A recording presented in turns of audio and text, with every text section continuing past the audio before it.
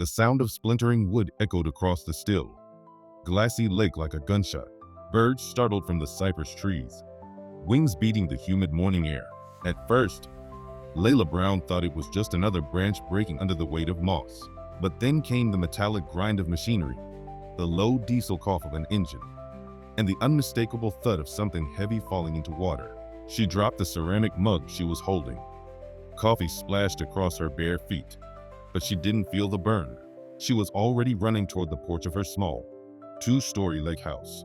Through the screen door she saw it, a yellow backhoe, parked halfway on the boardwalk that led to her bridge. Men in neon vests were cutting through the handrails with saws. Another man in a white polo shirt with a clipboard stood at the edge, barking orders like he was moving furniture. Layla's bridge, the one her late father had built with his own hands, the one that connected her property to the tiny island in the middle of the lake, was being torn apart piece by piece. She pushed the door open so hard it banged against the siding. "Hey, what the hell do you think you're doing?" The man with the clipboard didn't even look up. One of the workers did, his face apologetic under the sweat and sawdust. "Ma'am, we are under orders from the Lakeview Homeowners Association." Layla's stomach dropped. The HOA, of course. She sprinted down the wooden steps, her bare feet slapping against the damp planks. "You can't just come onto my property and destroy my bridge." Finally, the man in the white polo turned. He was in his late 40s, tanned like he spent weekends golfing, with a kind of smile that didn't reach his eyes. "Ms. Brown, this structure is in violation of the Lakeview Architectural Guidelines. It's unsafe. We've given you 3 notices." "That's a lie." Layla's voice cracked. "I responded to every one of your letters. I told you this bridge predates the HOA. It's been here 30 years. He tilted his head, mock sympathy dripping from his tone. "I'm afraid that doesn't exempt you from community standards. Safety comes first." Another board screeched as it was pried loose. A splash sent ripples across the water. Layla felt her chest tighten, a mix of rage and disbelief. She thought about the evenings she'd spent sitting on that bridge, fishing with her nephews, scattering breadcrumbs to the ducks. Her father's initials were carved into one of the posts. "Stop right now," she yelled, stepping closer. "You're trespassing." The man's smile flattened. "Ms. Brown, please return to your house. Interfering with a sanctioned HOA action can result in legal consequences." Legal consequences? She almost laughed. What about the consequences of bulldozing her history? A neighbor across the lake had come out onto his deck. Another was filming with her phone. Layla felt their eyes on her, but no one said a word. The HOA board had power here. People whispered about it at barbecues, but rarely challenged it in public. Her hands trembled. She wanted to snatch the clipboard from his hands, throw it into the lake. She wanted to stand in front of the backhoe until they backed down. But she knew how this story usually went.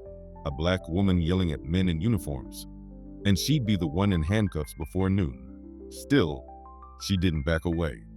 She lowered her voice, each word like a nail. "You're making a mistake."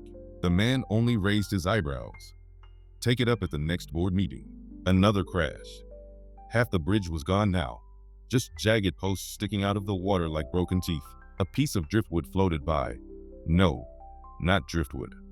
Her father's carved railing. Layla's vision blurred. She turned and walked slowly back up the steps, each footfall heavier than the last. Inside, she pressed her palms to the kitchen counter, trying to steady her breath. Outside, the engine roared, and more splashes echoed across the lake. She looked at the framed photograph on the wall, her father standing proudly on the finished bridge, hammer in one hand, arm around her mother. Beneath it, a smaller frame held the original deed to the property. The dam on the north side of the lake, the one that kept all this water in, had been part of her family's maintenance contract for decades. It wasn't just a bridge they were tearing down. They were tearing at her roots, her claim, her dignity. Her phone buzzed on the counter. A text from her cousin. "Girl, I'm seeing your bridge on Facebook Live. What's going on?" She typed back with shaking fingers. "HOA. They're demolishing it." Another buzz. "Want me to come over?" Layla stared out the window. The men were packing up now, loading debris into a trailer. The man with the clipboard was laughing at something one of the workers said. Her jaw clenched. "No, she whispered to herself. Not yet. The camera on her phone caught her reflection. Eyes red, jaw set. She almost didn't recognize herself.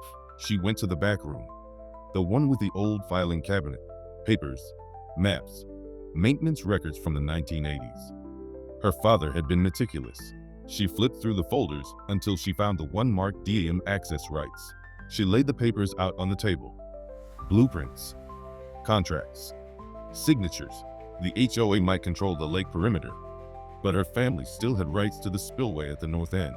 Without it, Lakeview was just a muddy basin surrounded by overpriced houses and a $1.8 million resort club the board bragged about in every newsletter.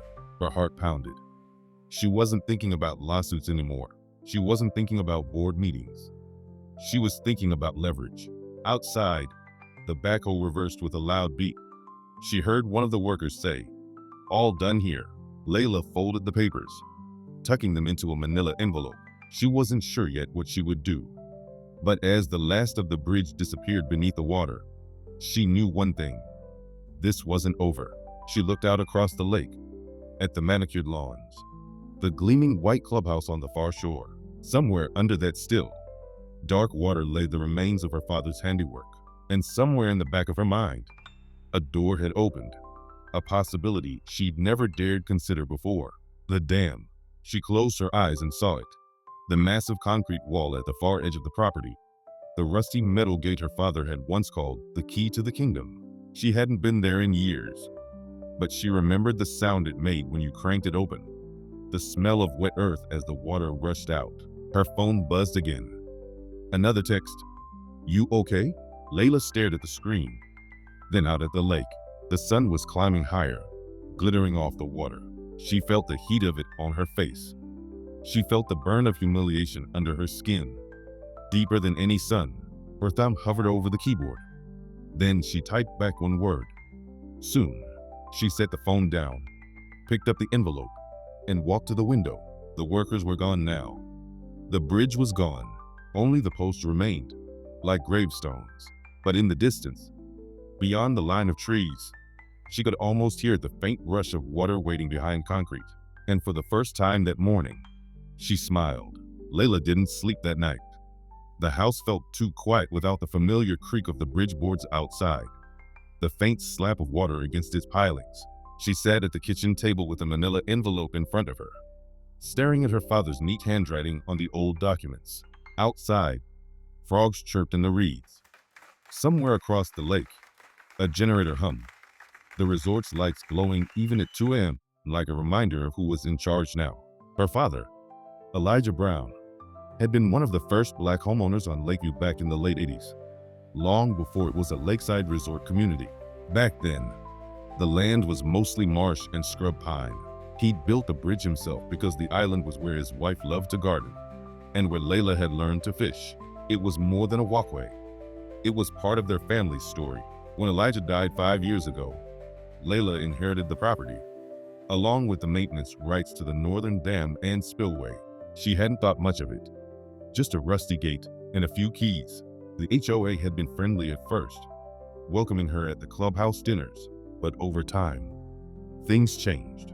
First came the letters about yard aesthetics, then the warnings about unapproved structures, her boathouse, her deck chairs, even the paint color on her mailbox. She'd responded to every notice, citing the grandfather clauses in her deed. Every time, the board backed off until this. Her phone buzzed again. A text from her cousin Tasha. "You need to go live, sis. Show people what they did. Don't let them get away with it." Layla rubbed her eyes. Going public might feel good for a moment, but the board knew how to spin things. She could already imagine the HOA statement. Unsafe structure removed for community safety. She stood, stretched, and went to the window. The moonlight turned the lake silver. Without the bridge, her property looked naked, exposed. She whispered to herself, "They think they can just erase us." The next morning, she drove to the HOA office, a sleek building attached to the clubhouse. The lobby smelled like lemon cleaner and old money. A receptionist in a pastel sweater glanced up from her computer. "Can I help you?"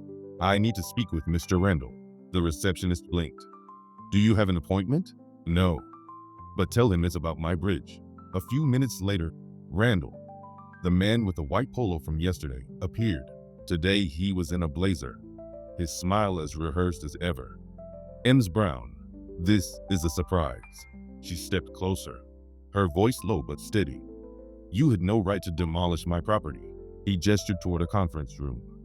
Let's talk inside. The room was all glass and chrome. A long table surrounded by leather chairs. Through the window, she could see the lake and the clubhouse's private dock lined with expensive speedboats. Randall closed the door. Ms. Brown, we followed procedure. Multiple notices, certified mail. You refused to comply. I responded with documentation. That bridge predates your HOA. You know it. He clasped his hands. We also have an obligation to the safety of all residents. That bridge was deteriorating. Her laugh was sharp. You didn't even inspect it. You just tore it down. His smile didn't flicker. We had our reasons. Layla leaned forward. You're trying to push me out. Admit it. For a second, his mask slipped. This community has a certain standard. Ms. Brown, you've resisted efforts to align with it. Her heart hammered. She thought of her father's hammer striking nails into fresh planks. She thought of the ducks scattering as the boards crashed into the lake. I'm not going anywhere, she said. Randall's gaze cooled. Then I suggest you adapt, or you'll find life here very unpleasant. She rose. Is that a threat? Consider it friendly advice. Her fingers tightened around the strap of her purse. She wanted to throw the manila envelope on the table. Show him the damn papers. Make him sweat, but not yet. Not here. Instead, she turned and walked out, her head high. In the lobby, an older black man was mopping the floor. He gave her a quick nod, almost imperceptible. She paused. Sir, do you know who maintains the dam at the north end? He hesitated. Used to be a man named Elijah Brown. Good man. You related? She swallowed. His daughter. The man glanced toward the office door, then back at her. Then you still hold the keys? Yes. Keep them safe, he murmured. That dam holds this whole place together. His eyes held hers for a moment before he went back to mopping. Layla left the building feeling like the air was heavier, thicker, but she also felt something else. A spark. She drove back to her house, the tires crunching on the gravel drive. As she stepped out, she saw a golf cart parked near her property line. A woman in a tennis visor sat inside, holding a phone. Morning, Layla called. The woman didn't smile. You know, a lot of us supported the board's decision. That bridge was an eyesore. Layla's jaw tightened. Good morning to you too. The woman tilted her head, lips pursed. This is a family-friendly community. We like things uniform. Layla took a step closer. Uniform or controlled? The woman blinked, but didn't answer. She drove off, the electric motor whining softly. Layla stood there, the sun climbing higher, her fists clenched. Every interaction today had felt like a warning. You don't belong here. Not really. She went inside and placed the manila envelope back on the table. The damn papers were like a weight in her hands. Not just old contracts, but a kind of power. Her father's words came back to her. He'd once told her, sitting on the bridge at sunset, this lake looks peaceful, baby girl. But remember, it's only water held back. Pressure builds. All it takes is one turn of the key. She hadn't understood it then. She did now, but she wasn't reckless. She knew draining the lake could hurt more than the board. There were fish, wildlife, neighbors who weren't part of the problem. She needed to think, plan, weigh her options. She also needed allies. She picked up her phone and called Tasha. Cuz, you still got that drone you use for your real estate videos? Yeah, why? I need footage. The whole lake, the bridge, the clubhouse, everything. You're thinking lawsuit? Something like that. Tasha whistled. Girl, you sound like daddy when he used to plot. I'll be there in an hour. Layla hung up and went to the closet. The keys to the dam were still on the old leather keyring, tarnished but solid. She slipped them into her pocket. Outside, the lake shimmered in the sunlight, calm and perfect. But she knew better now. Pressure builds, she whispered. You picked the wrong woman to mess with. As she turned from the window, she heard a splash, small but sharp. She looked out. A boat from the resort's dock had drifted near her property line. Two men in polo shirts were pointing at her shoreline, talking. She narrowed her eyes. The board wasn't done with her, and she wasn't done with them. By the time Tasha arrived with her drone, the lake had transformed into a stage. Residents were out on their decks with coffee cups, pretending to enjoy the view, but sneaking glances at Layla's property. The gap where the bridge used to be looked like a wound. Tasha stepped out of her car in ripped jeans and a Protect Black Women t-shirt. Lord, they really did it. Layla hugged her cousin tight. They think they've won. Not with me on your side. Tasha set the drone case on the porch. Let's show the world. Within minutes, the whir of propellers filled the air.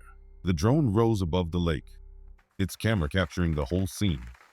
The demolished bridge, the private docks, the gleaming clubhouse like a palace on the far shore. Tasha's fingers danced over the controller. I'm gonna get close-ups of the debris, she said.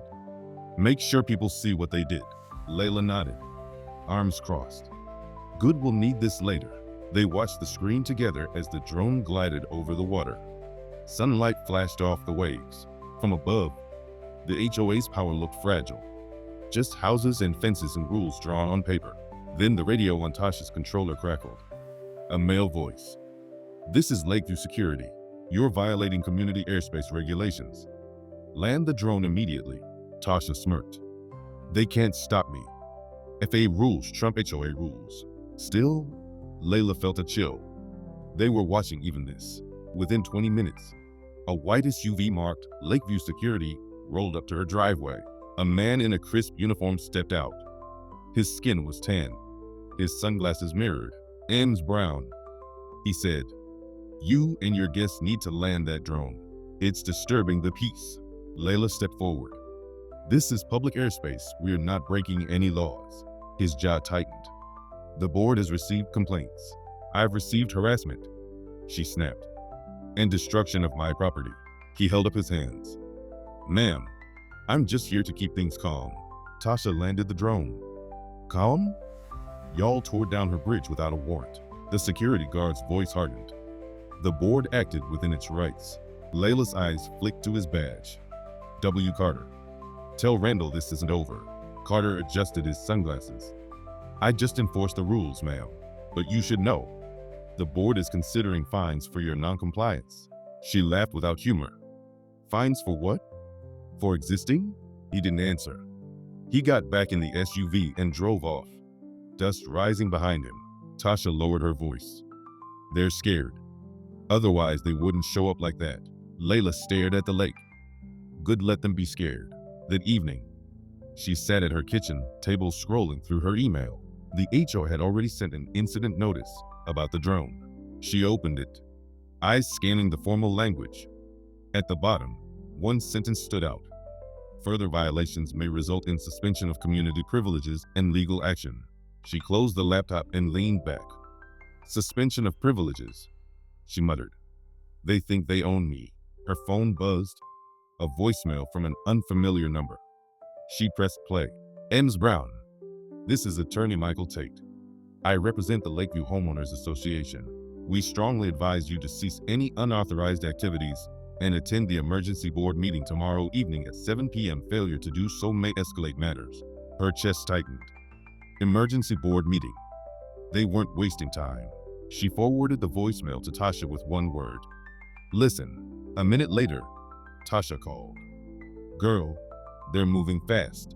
They're scared, Layla said again, but her voice wasn't steady. You gonna go to that meeting? I don't know yet. Tasha paused. You've got the damn papers. They've got lawyers. You need to plan. I am planning, Layla said. I just haven't decided which move to make first. She spent the night pulling together everything she could find. Photographs of the bridge over the years, copies of her letters to the board, the original deed.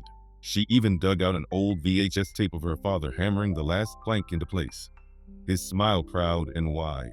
By morning, her dining table looked like a war room.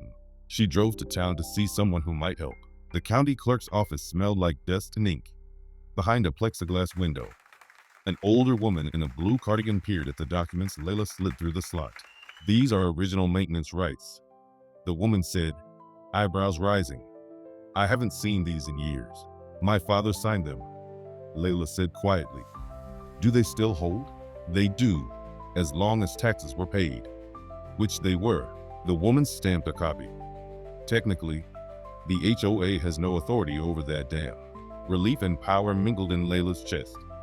She thanked the clerk and left with certified copies. When she returned home, there was another SUV parked by her mailbox. Randall himself was leaning against it, arms crossed. She pulled in slowly. He straightened, putting on his smile. Ms. Brown, he said. We need to talk. She got out, holding the envelope against her chest. I have nothing to say to you. He stepped closer, lowering his voice. This can end amicably. Sell us your property, we'll offer above market value. Her heart thudded. So that's what this is about. You want my land. It's not personal, he said smoothly. The association plans to expand the resort. Your lot is central to our vision. Everyone wins if you cooperate. She stared at him. Everyone but me. You'll have money, he said. A fresh start somewhere else. Her fingers tightened on the envelope. This is my home, he sighed. Ms. Brown, resistance will only make things harder.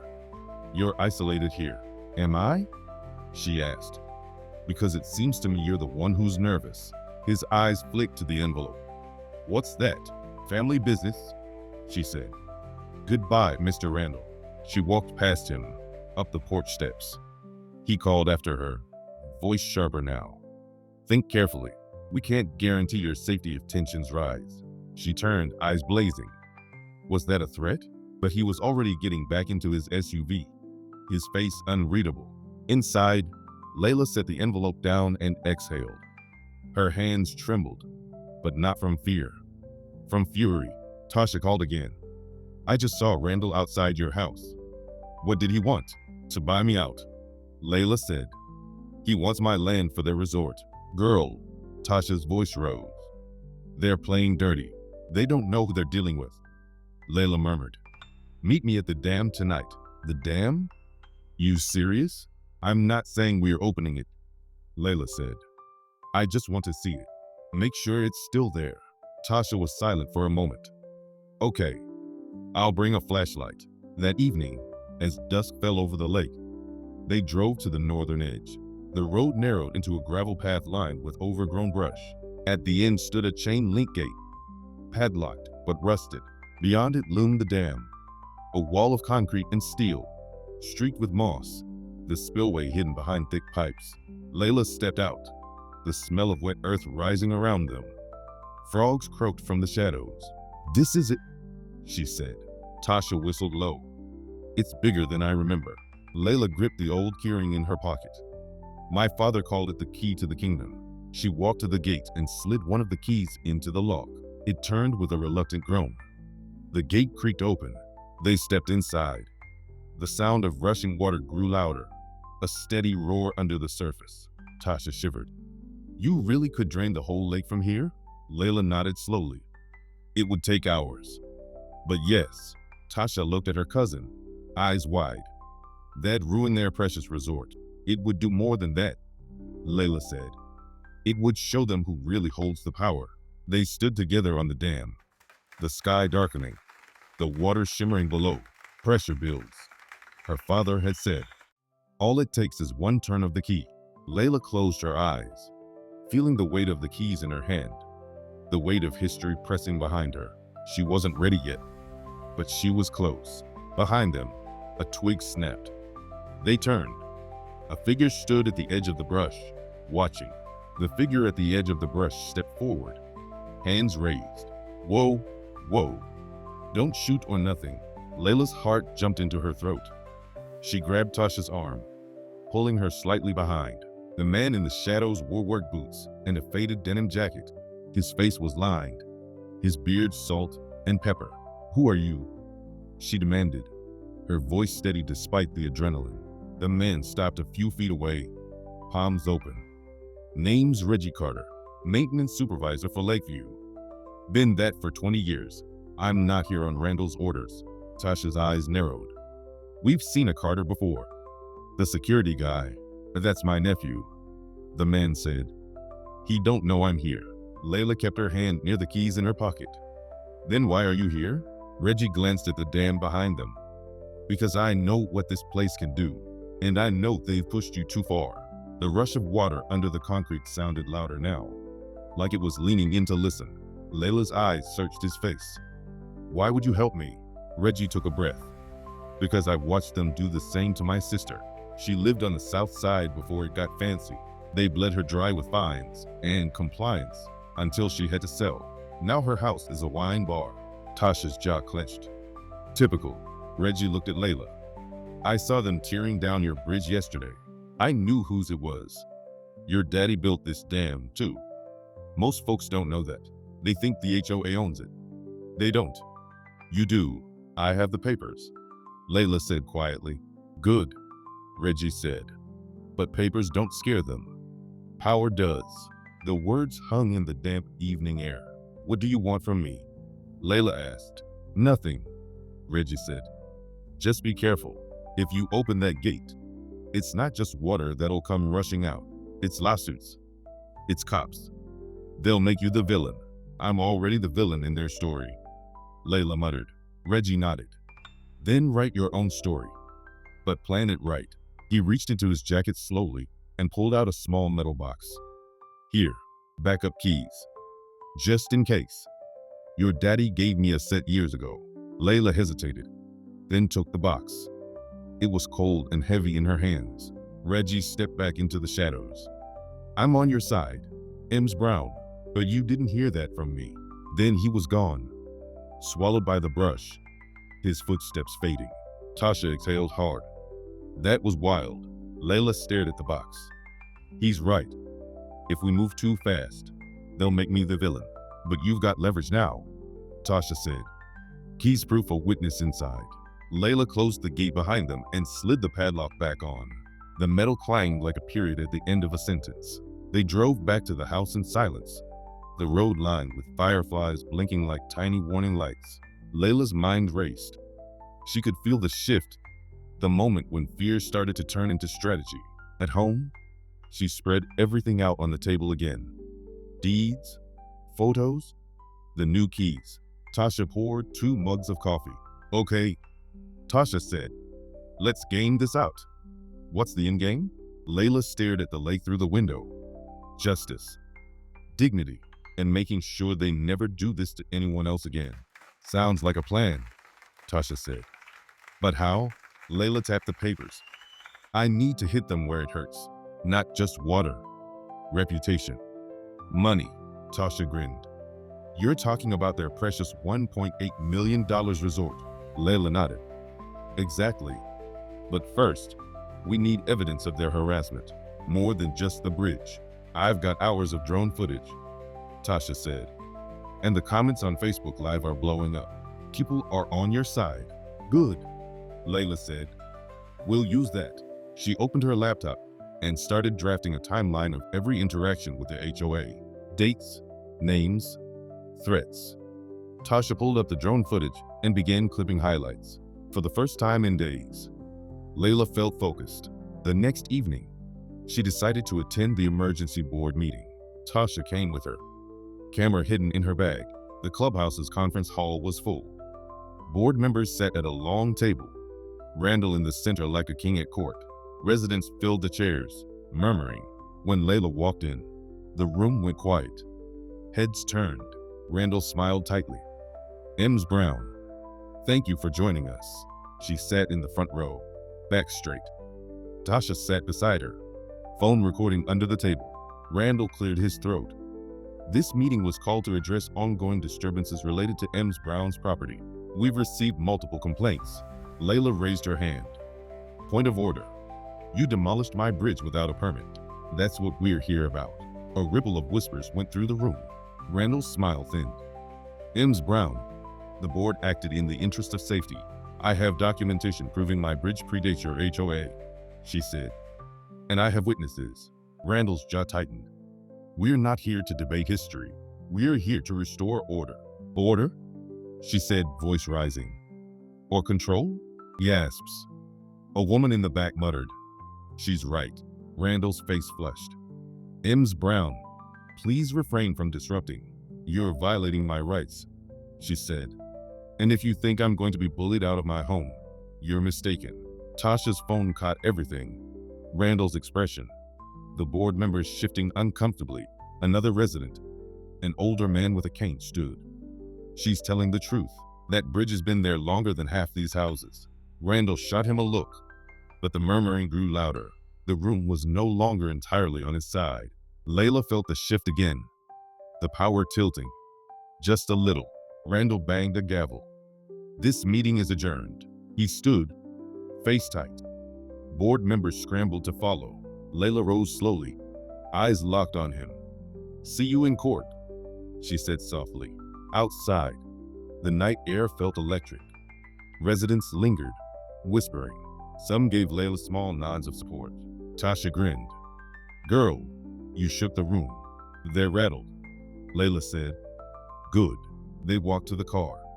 Layla's phone buzzed. A message from an unknown number. She opened it.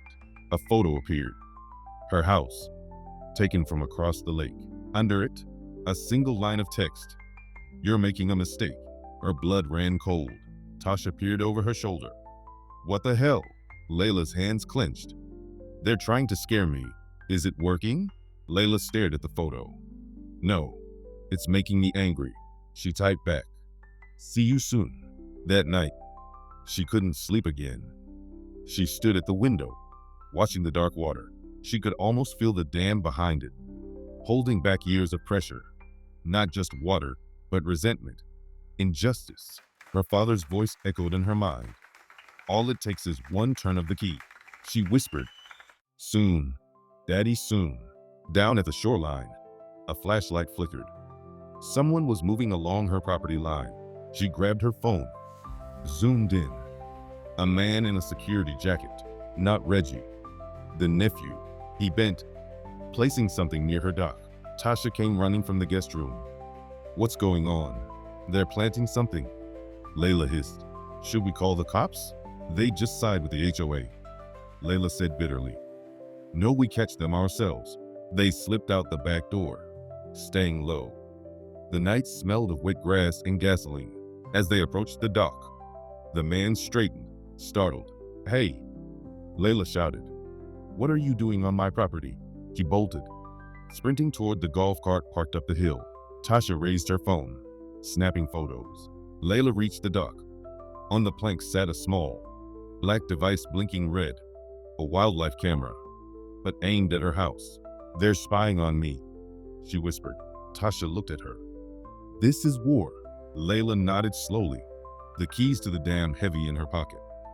Then we fight. The next morning smelled of damp pine and strong coffee. Layla sat at the kitchen table with the device they'd found on her dock. The tiny red light still blinked like a warning. She turned it over in her hands, jaw tight. They're not just watching me, she said. They're gathering ammo. Tasha set down 2 mugs. Then we give them a show they're not ready for. Layla met her friend's eyes. Time to plan. They spread everything across the table. The deeds, the timeline, the drone footage, the blinking device. Sunlight slanted in through the blinds, striping the papers with bars of gold. We need leverage, Tasha said. They've got lawyers, cops, and money. What do we have? Proof, Layla said.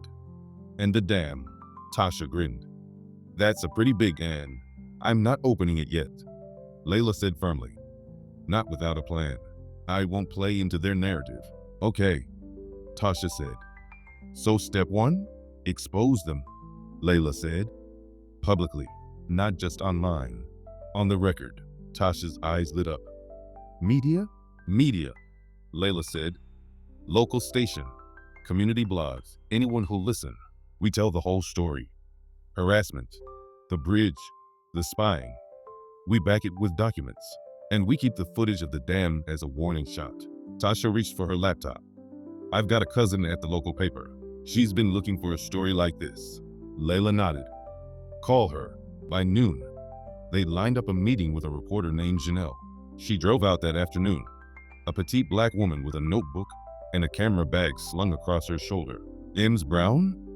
she said at the door. "I've been following your posts. Mind if I come in?" Layla ushered her inside. "Please." They sat at the table, and Layla walked her through everything. The bridge demolition, the fines, the threats, the device on her dock. Tasha pulled up the drone footage, pausing on shots of Randall's crew tearing down the bridge. Janelle scribbled furiously. "This is big," she said.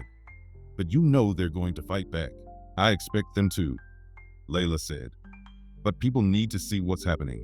Janelle nodded. "I'll pitch it to my editor tonight. We'll run something this week." "Thank you," Layla said softly. Before Janelle left, she held up her phone. "Can I get a photo? Just you by the window?" Layla hesitated, then stood. The camera clicked. Janelle smiled. "You're braver than you think." That evening, the lake was unusually still, as if waiting. Layla and Tasha sat on the porch steps, sipping tea. Fireflies blinked in the reeds. "You think this'll work?" Tasha asked. "It has to," Layla said. "I won't let them bury me like they did my daddy." Tasha reached over and squeezed her hand. "Then we're in this together."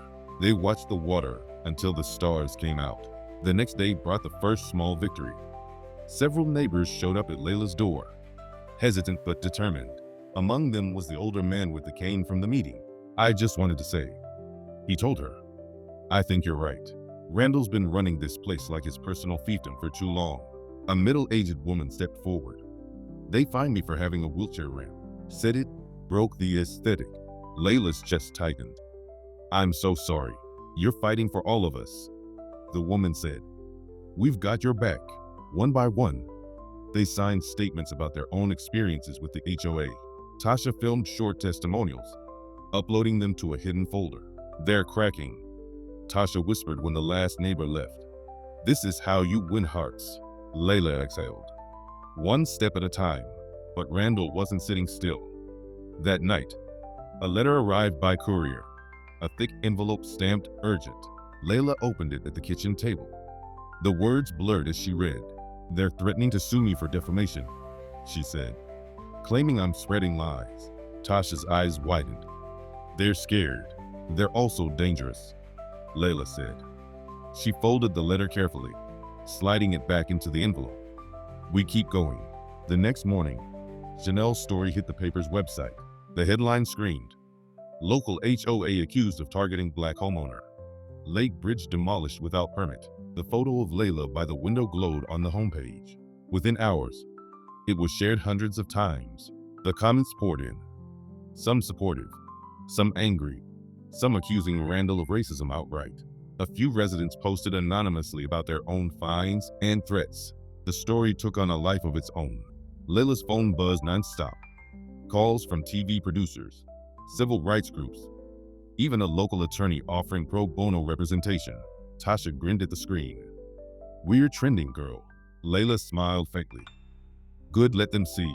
That afternoon, as she walked to the mailbox, she saw Randall's SUV parked across the road. He sat inside, sunglasses on, jaw tight. He raised his phone, snapped a picture of her, and drove off without a word. Layla's stomach twisted. "He's rattled," she murmured.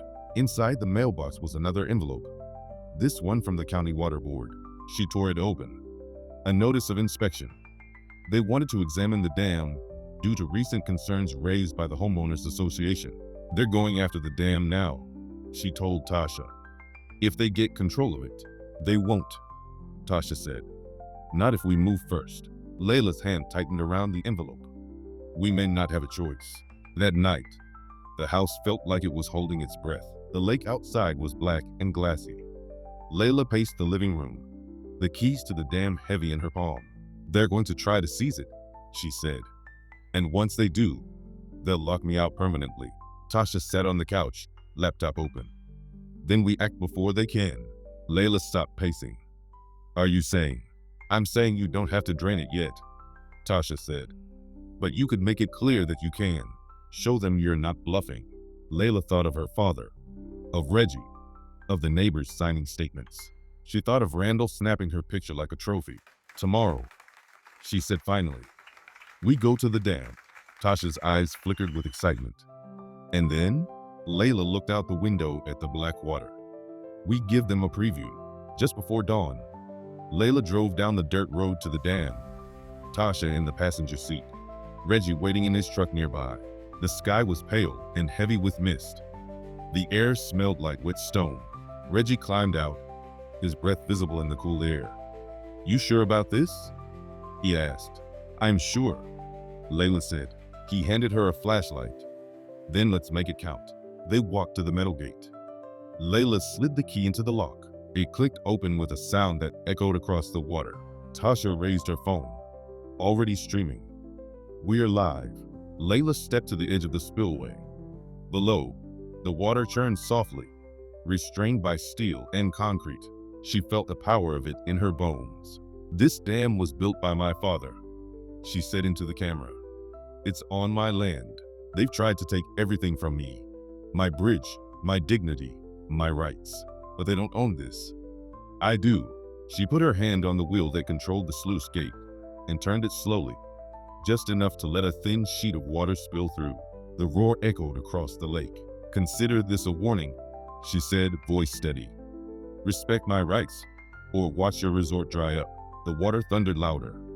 Tasha's live stream showed the gush surging into the creek below. Comments flew across the screen. Reggie's eyes were wide.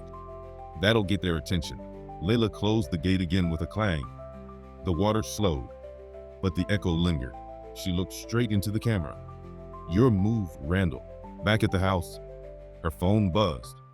A new message from an unknown number. You're going to regret this. This time it came with a video. Randall and two board members standing on the deck of the lakeside resort, pointing at her property. Tasha's jaw clenched. They're plotting something. Layla stared at the screen. Then we'd better be ready. She walked to the window. Outside, the lake shimmered under the rising sun, calm but hiding a storm. Tomorrow, she whispered. We finished this. By mid-morning, the storm clouds had rolled in like a curtain. The sky above Lakeview was charcoal gray, streaked with veins of lightning. The resort's white deck lights glowed eerily against the dark water. It felt like the whole lake was holding its breath. Layla stood at her living room window, phone buzzing nonstop. Tasha scrolled through the messages, her expression tense.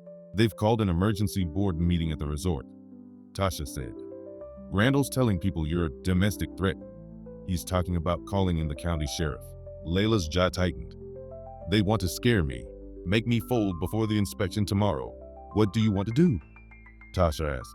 Layla reached into her pocket and pulled out the heavy metal key to the dam. Ended.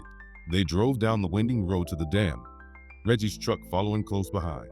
Rain misted across the windshield, making the world look like a watercolor. The air smelled of wet earth and pine sap. When they arrived, Randall and two security guards were already there. One of them Reggie's nephew. Randall's SUV was parked across the access road like a blockade. He stepped out in a slick black raincoat, phone in his hand. You've gone too far, Ems Brown, he called over the rising wind. Tampering with a public dam is a felony. This isn't public, Layla said, stepping out of her car. It's mine. I have the papers. Randall smirked. We'll see what the sheriff thinks. Call him, Layla said. I'll wait. Randall hesitated, thumb hovering over his phone screen. Tasha climbed out, holding up her camera. We're live, Randall. Say hi to the internet. Randall's eyes flickered. He wasn't expecting an audience. Reggie got out of his truck, rain dripping from his cap. He walked to Layla's side.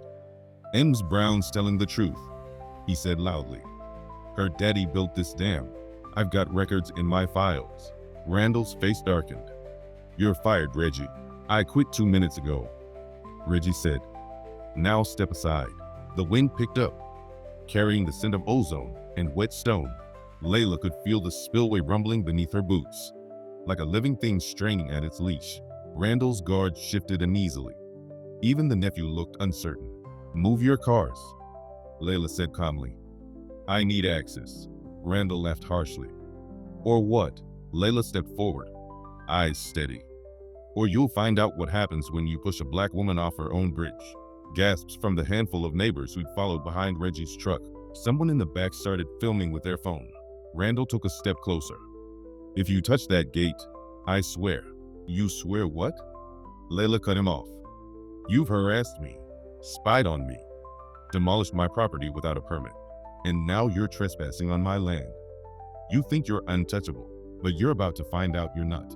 The rain came harder now, a steady hiss on metal. Tasha raised her camera higher.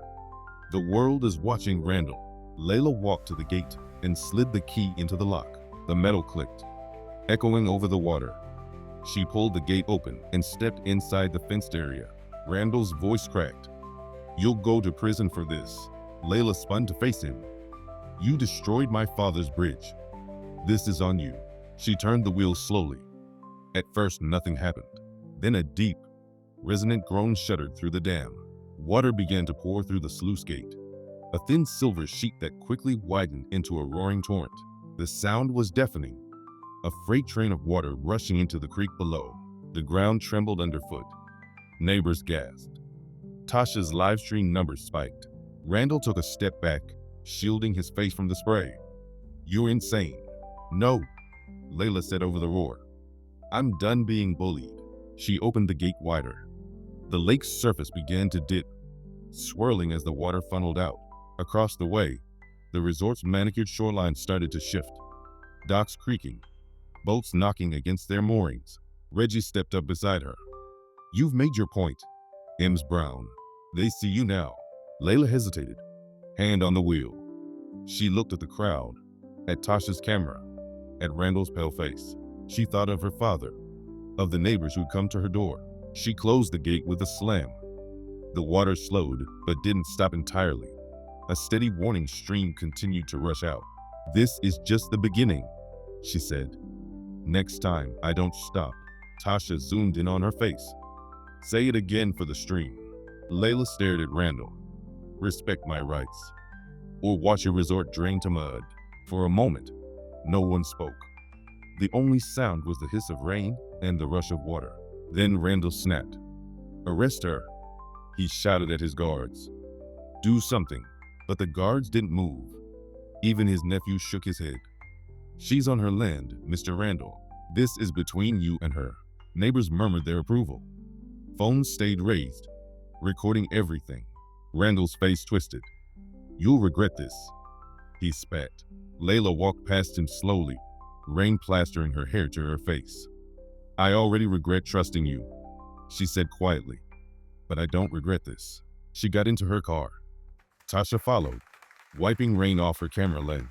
Reggie tipped his cap and climbed back into his truck.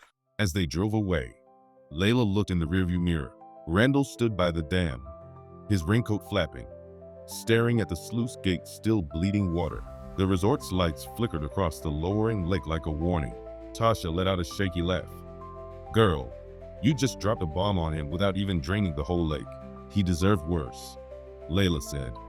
"But now he knows I'm not bluffing." "Think he'll back down?" Layla tightened her grip on the wheel. "No, he's too arrogant. He'll escalate." "Then what?" "Then we finish this." That night, the storm broke. Thunder rattled the windows. Layla sat at her kitchen table, staring at her phone. Messages poured in. Journalists, attorneys, strangers offering support. Tasha paced the living room. The live stream's been viewed 1.2 million times. #Bridge Justice is trending. Layla smiled faintly. "Good, let them see." Her phone buzzed with a new notification. A video from an unknown number. She opened it. The footage showed men loading boxes into the resort's boathouse. The camera panned to a truck with County Water Board logos on it. "They're moving fast," Tasha said, peering over her shoulder. "What is that?" "Evidence," Layla murmured. "Or supplies. Either way, they're planning something." Her hand drifted to the keys on the table. "Then so am I." Lightning flashed, illuminating the lake. The waterline had dropped just enough to expose a band of dark, with earth around the resort shore, a bruise on their pristine image. Layla whispered to herself. One more turn. Across the lake, a single light flickered on in the resort's office. A silhouette stood at the window, watching her house. Tasha followed her gaze. He's not done. No, Layla said softly. But neither am I. The morning after the confrontation at the dam, the whole neighborhood felt different. The storm had passed, leaving the air sharp and clean, the trees dripping with silver beads of rain. The lake looked smaller now, its edges exposing dark bands of wet earth where the water had receded. The resort's once pristine docks sagged like a broken tooth. Layla stood on her porch with a mug of coffee, scanning the headlines on her phone. Her live stream had been clipped and shared across multiple platforms overnight. The most viewed post was a freeze frame of her at the wheel of the sluice gate, hair plastered to her face, eyes burning with determination. Underneath, the caption, "Black woman takes back her lake." She scrolled further. Local TV anchors were calling it a modern David and Goliath battle. Civil rights attorneys were weighing in on Twitter. A state environmental officer had posted a statement clarifying that the dam was, indeed, privately owned by Layla Brown, with a copy of the original deed attached. Tasha came out onto the porch, yawning. "Girl, you're on the front page of everything. My cousin says CNN is trying to get your number." Layla shook her head slowly. "I didn't want to be famous. I just wanted my bridge." "You're getting more than that now," Tasha said. "You're getting power." A pickup pulled into the driveway. Reggie climbed out, carrying a box of files. "Morning," he said. "You've stirred up a hornet's nest." He set the box on the porch table. Inside were old blueprints, permits, letters, every document proving the dam and surrounding land belonged to Layla's family. "They can't touch you on ownership," Reggie said. "But they're going to try everything else." "Let them," Layla said. "We'll be ready." Reggie hesitated, rubbing the back of his neck. "My nephew called me last night." Randall told the board to authorize an emergency contract with a dredging company. They're planning to bring in equipment and stabilize the dam. "Meaning?" Tasha asked. "Meaning," Reggie said grimly. "They'll try to seize control under the guise of safety. Once they get equipment on site, they'll claim jurisdiction." Layla's stomach tightened. "How soon?" "Tomorrow," Reggie said. "They're moving fast." Layla set down her coffee. "Then we move faster." They spent the day preparing. Tasha cut together a new video explaining the board's plan and posted it online. Within hours, donations began to pour into a GoFundMe titled "Defend Layla's Dam." Lawyers messaged offering emergency injunctions. A local pastor called to offer his church as a meeting space. By late afternoon, a small crowd had gathered on Layla's property: neighbors, supporters, a few journalists with cameras. The older man with the cane raised a hand in greeting. "We're here if you need us," he said. "Thank you," Layla said, her throat tight. "This isn't just about me, it's about all of us." Tasha panned her phone across the group. "This is what community looks like," she said. Across the lake, the resort bristled with activity. Trucks came and went. Men in hard hats walked the shoreline, measuring, staking flags. Randall's SUV sat by the boathouse, its windows tinted dark. It felt like a siege. That evening, a county sheriff's cruiser rolled up to Layla's driveway. A tall deputy stepped out, his hat pulled low. "Ems Brown?" he asked. "Yes," she said, heart hammering. He handed her a folded paper. "Temporary restraining order. You're not to tamper with the dam until a hearing can be scheduled." Layla unfolded it. "This is my property. Take it up with the judge," the deputy said. "I'm just delivering." He tipped his hat and left. Tasha's face was tight. "They're trying to box you in." Layla folded the paper neatly and set it on the table. "Then we fight in court, but we don't stop." That night, the mood was tense but determined. Supporters camped out on Layla's lawn with tents and thermoses of coffee. Someone brought a portable grill and started cooking hot dogs. The smell drifted up to the porch like a strange kind of solidarity. Layla sat on the steps, staring at the lake. Tasha sat beside her, laptop glowing in the dark. Reggie stood a little apart, talking quietly to a man in a suit who had arrived just before sunset, a civil rights attorney named Marcus Fields. Marcus finished his call and approached. "I've filed an emergency motion to block any construction on the dam until ownership is resolved. We've got a hearing at 9 a.m. tomorrow." Layla looked up. "Thank you." Marcus gave a small nod. "You've got the public on your side, Ems Brown." Don't lose that. Keep everything transparent.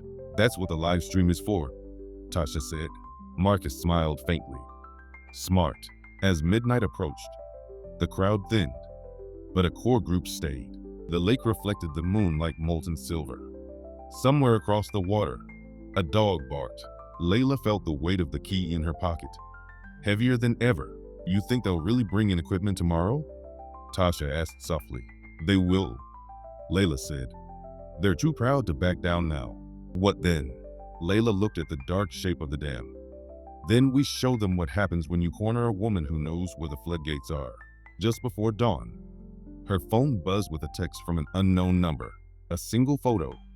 Randall in a hard hat, standing beside a backhoe park near the resort dock. Underneath, see you soon. Layla's blood ran cold. She showed it to Tasha. They're not waiting for court. We've got the injunction, Tasha said. Doesn't matter if they move before it's served. Layla said, they'll do it and claim it was an emergency. Reggie joined them, rubbing sleep from his eyes.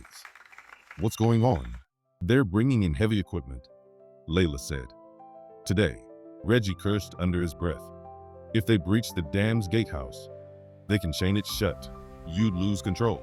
Layla straightened, eyes blazing. Not if we're there first.